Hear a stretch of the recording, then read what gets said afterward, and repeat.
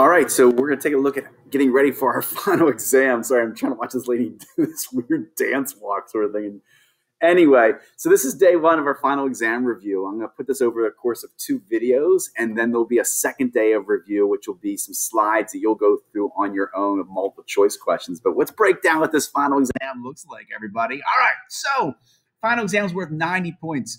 Here's the good news. Most of you are in a position where you don't need the final exam, that you're just doing great in both marking periods. And so the final exam is sort of icing on the cake. Obviously, you want to do as well as you possibly can because it makes your finals overall grade look really good, which goes on a transcript. But most of you are in a position where you've done all the work you need to do. So therefore, the pressure of the final exam is not so steep. But I know you're going to do great on it. Here's how it works. There's 90 points. We're going to do 8 short diagrams, about 4 points each. And so I'm going to focus on a small concept in each of those 8 diagrams. We're also going to have 30 multiple choice questions of 1 point each. We're going to do a matching section of 14 items. We're going to give you a sentence and ask you to identify what's going on in the sentence with a concept. We're going to do some verb strings plus active and passive voice for 10 points. And the last 4 points is sort of an open-ended question about grammar 1, grammar 2, grammar 3, the 3 definitions of grammar, the very, very first thing we ever took on in class. All right, so let's jump into the madness here. So pause the video anytime you want to. Take good notes. I encourage all those things. So let's talk about the matchings part. It seemed to be something that tripped people up a little bit in the fall semester. So I want to walk you through just like I did with them. So what I'm going to do is I'm going to give you a sentence. I'm going to underline a portion of it and ask you, what is that? So there will be a bank, a word bank to choose from, but let's see what we can do just without a word bank at all to see what you can remember. All right, so once again, I'm going to show them to you. Maybe pause the video, see if you can figure out what it is. Unpause the video, look at the answer, and go forward from there. So if I said all semester long, Mr. Marsh was impersonal, cold, mean. Oh, what is that little listing without any ands? That is what we call an accidenton. Remember, the comma in between each item, but no and. Next one. All semester long, Mr. Marsh was impersonal and cold and mean. Now I insert the word and in between each item but without a comma. Remember what that's called? A polysedenton is right, a polysedenton. My hack US teacher, Mr. Shockey, replaced our exam with a movie trivia test. Well, Mr. Shockey seems to be renaming US teacher, and this time we would call that an appositive. Remember, sometimes appositives take commas, sometimes they don't, depending on how many hack US teachers you have. I wondered why Mr. Fisher looked like a homeless man today.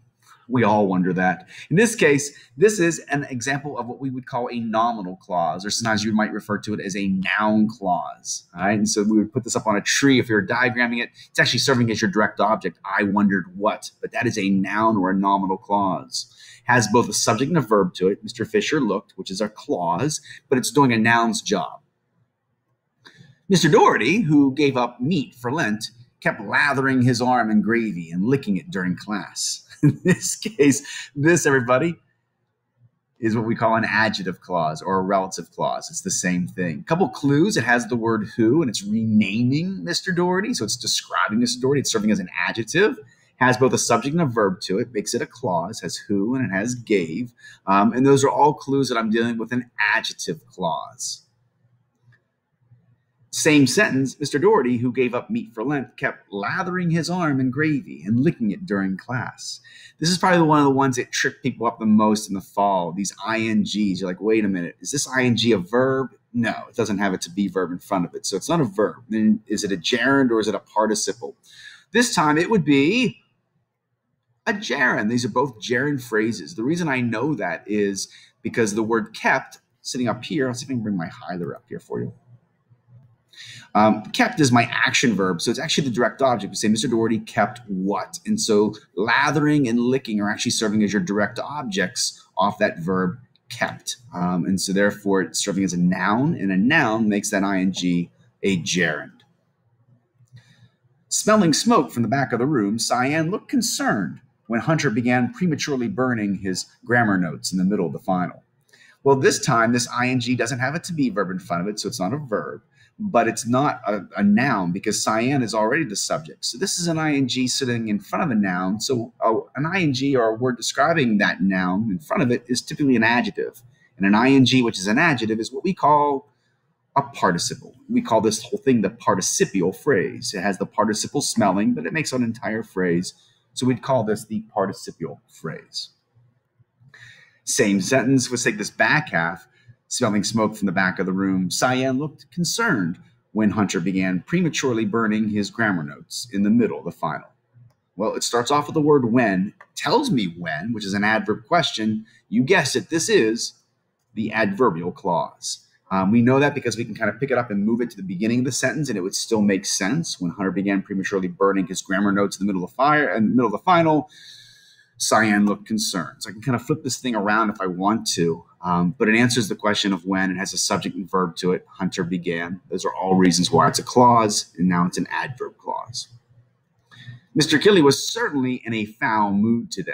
Oh, Mr. Killy. In this case, in a foul mood is a prep phrase, but I would want you to tell me that it's not just to be a prep phrase, but it's a prep phrase upon a tree, which we call an idiom or an idiomatic expression. Remember, we're not taking it literally in a foul mood, but collectively, it's like saying Mr. Killy was certainly grouchy or grumpy today. After his rough AP statistics exam, Joel quickly ran home to scrounge together some money as a bribe. Well, home's a noun, but I would never give that to you. It's too easy. I would want you to see that home is a noun, but it's kind of doing an adverb's job. It tells us not Joel ran what, but ran where. A noun serving as an adverb? Yes, you know him. We call that the adverbial objective. The adverbial objective. Same sentence. After his rough AP stat exam, Joel quickly ran home to scrounge. Ooh, to plus a verb is an infinitive, but I would ask you more specifically, is it an adverbial infinitive or a nominal infinitive? True, there are adjective infinitives, but I'm not going to ask you about those. And so this time, if it is adverbial, change it to in order to. See if it still makes sense. Does that answer the question of why? It does. Joel ran why? To scrounge together. And you can also say Joel ran home why? In order to scrounge together. All reasons why this is an adverbial infinitive. Next one. Oh, it's so good I put it on twice. All right. Great, Jeffrey. Well done. All right, here we go. Eric proclaimed that Elizabeth wouldn't finish the exam as fast as he. We just did this in pronoun unit. Remember, we used the word he because it was an imaginary verb. And so we're saying Elizabeth wouldn't finish the exam as fast as he would finish the exam. Oh, and therefore it's imaginary, or what we would call in grammar, elliptical. So I want you to tell me that this is what we call an elliptical clause. An elliptical clause. That word that. Ooh, Eric proclaimed that. Well, if I put this on a tree, because it's a noun clause, I would have Elizabeth wouldn't finish exam, and I would float the word that, because words that float are not really part of the sentence at all, and we call them expletives, is right. Midway into the exam, Hannah wanted to punch Mr. Marsh in the neck. Seriously, Hannah, that's not very nice at all. To punch, once again, it's an infinitive, to plus a verb. And you're thinking, well, what is it? It's not adverbial because you're not saying Hannah wanted in order to punch, but Hannah wanted what? And the answer is what, which is a noun question. So you would tell me this is a nominal infinitive. So there's our whole list that I want to recap for you. Maybe take a picture of this or write those 14 down. There will be a word bank on the exam, but if you're like, hey, I'm not exactly sure what that accident and polysentence thing is again, then make sure you go back and review those. But if you know these 14, that's 14 points in your back pocket, and you got these.